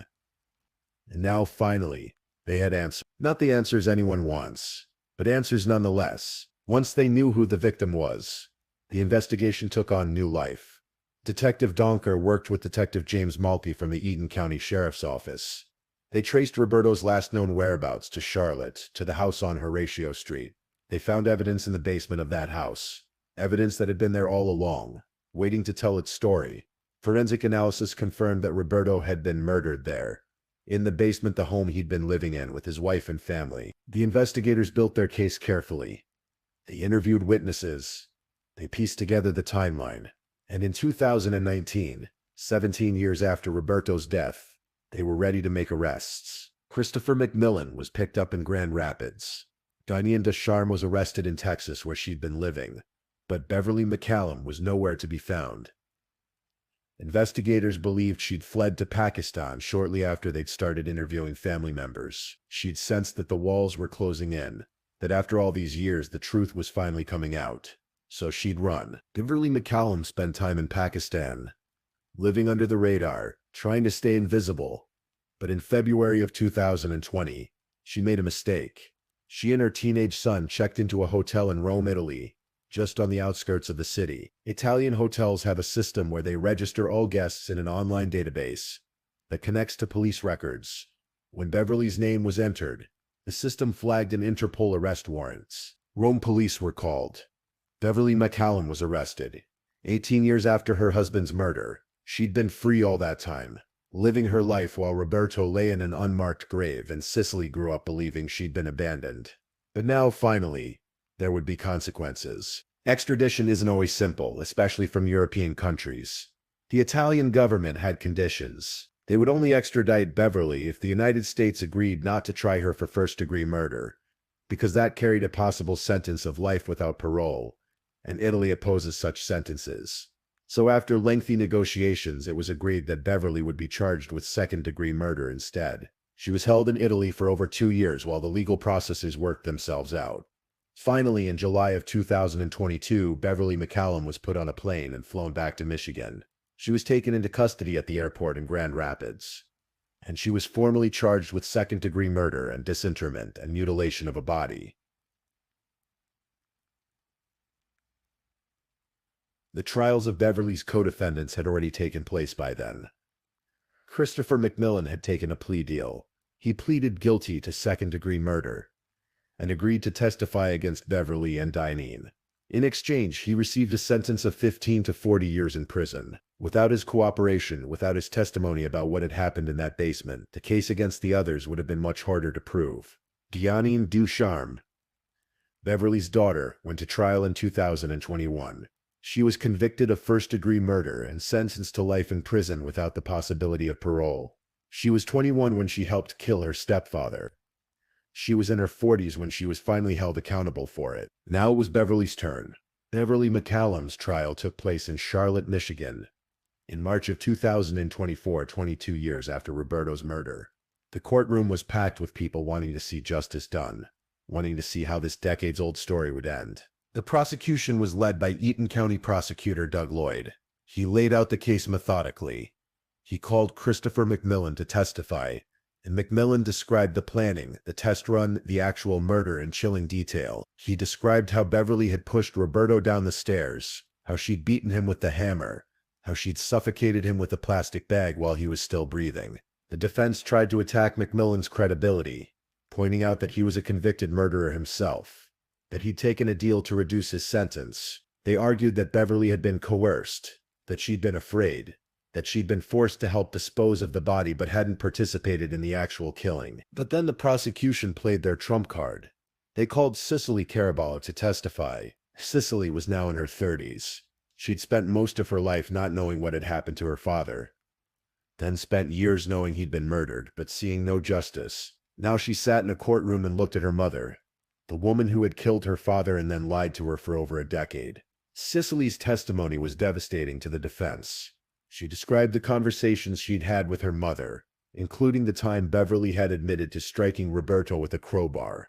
She contradicted her mother's claims that the injuries Beverly had inflicted were minor. She refuted Beverly's assertion that she didn't know what certain tools were. Cicely's testimony made it clear that Beverly had been far more involved than she was now claiming. The jury foreman would later say that Cicely's testimony had tipped the scales for them.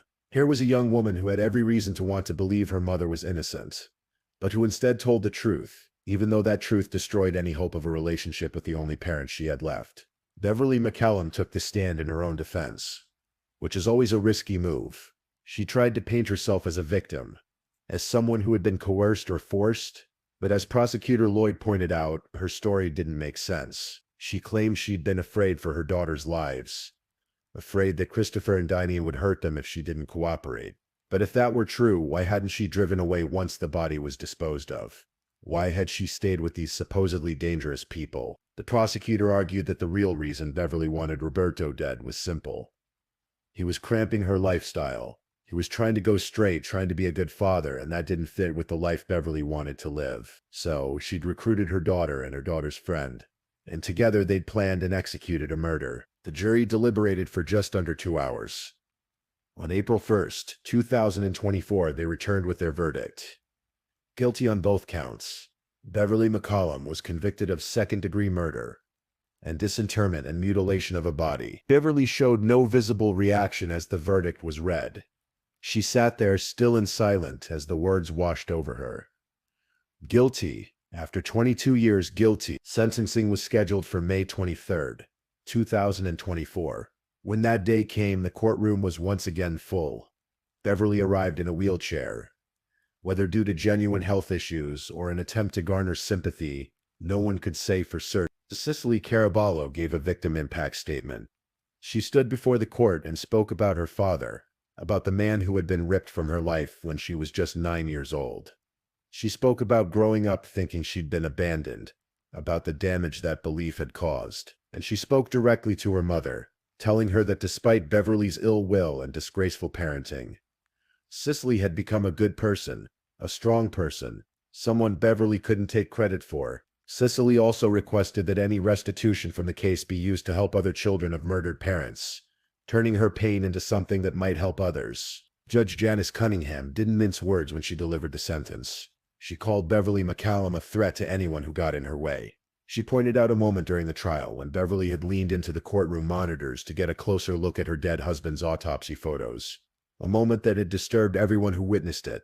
What kind of person looks at photos of someone they killed with such apparent detachment? The sentence was 40 to 60 years in prison.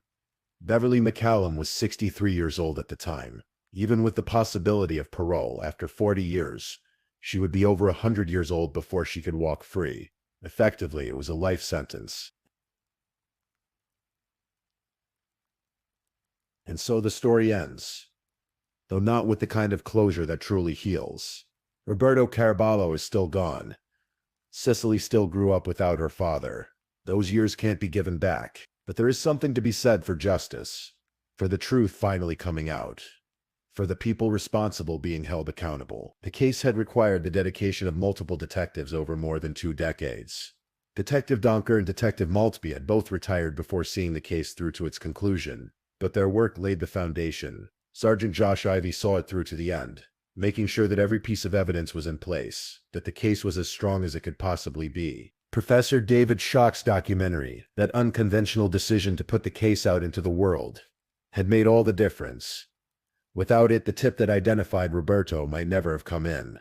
Without it, Jack might have remained nameless forever. It's a reminder that sometimes solving a case requires thinking outside traditional methods, requires taking a chance on something that's never been done before. And Roberto Caraballo, who spent 13 years known only as Jack in the Box, now rests in Lakeshore Cemetery under his own name. His family knows where he is. His daughter knows what happened to him. The uncertainty is gone, replaced by grief. Yes, but also by knowledge. And knowledge, even painful knowledge, is better than the endless wondering. Beverly McCallum is in prison, where she will remain for the rest of her life. Danai Decharim is serving life without parole. Christopher McMillan has at least 15 years left on his sentence. The people responsible for Roberto's death have all been held accountable, even if it took 22 years. Thusly Caraballo continues her life, carrying the weight of what happened, but not letting it destroy her. She faced her mother in court and spoke her truth. She honored her father's memory by refusing to let him be forgotten. That takes a kind of courage that's hard to quantify. The house on Horatio Street in Charlotte still stands, though other families live there now unaware of what happened in the basement all those years ago. The blueberry field where Roberto's body was found continues to produce its crop every summer. Life goes on as it always does, flowing around tragedy like water around a stone. But sometimes, on quiet evenings, you can imagine Detective Donker in the early years of the case, sitting with that file, looking at the evidence of Jack in the Box, promising himself that someday he'd find out who this person was. You can imagine Professor Schock and his students editing their documentary, hoping against hope that someone would see it and come forward. You can imagine Cicely as a little girl, wondering why her father never called, never visited, never showed up for her birthday. And you can take comfort in the fact that eventually the truth came out. It took 13 years just to put a name to the victim. It took another 9 years to bring all the responsible parties to justice. But it happened. The system worked, slowly and imperfectly, but it worked. Roberto Caraballo mattered. His life mattered, his death mattered, and the search for justice on his behalf mattered. In a world that can feel random and chaotic, there's something profound about that. The people who worked this case, over decades through retirements and career changes, they never forgot Jack. They never stopped trying. And eventually they succeeded. That's the story of the murder of Robert Caraballo. A story of betrayal and violence, yes, but also a story of persistence and dedication. A story that reminds us that some people spend their lives fighting for justice for people they never knew, simply because it's the right thing to do. Thank you for listening to tonight's true crime story. Rest peacefully knowing that another story awaits you next time, ready to accompany you on another journey toward restorative sleep. But if you're still awake, don't forget to like and subscribe so you don't miss our next true crime stories. And until next time, stay safe and take care. Good night.